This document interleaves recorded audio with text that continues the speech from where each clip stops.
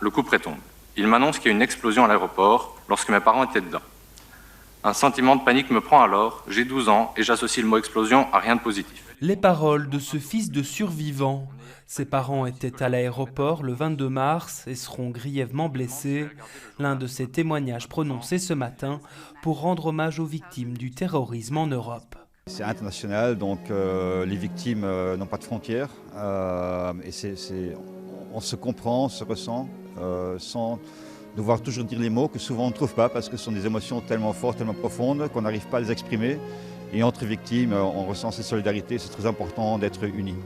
L'unité, à quelques jours de commémorer les 10 ans des attentats de Bruxelles, dans l'Assemblée, le Premier ministre notamment. Je viens de parler avec un groupe de victimes qui ont clarifié ce qu'ils veulent avoir comme soutien de l'État.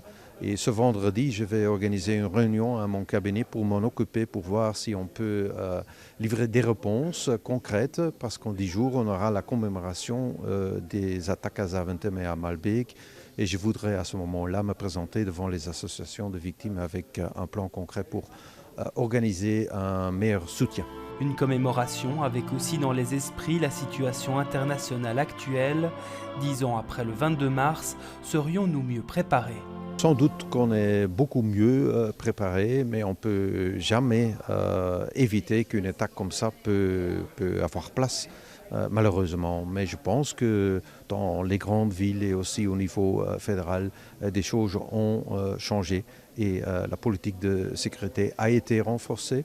Et pendant cette période, cette législature-ci, ce n'est pas un hasard que les départements de sécurité ne doivent pas faire des économies, elles sont même renforcées budgétairement.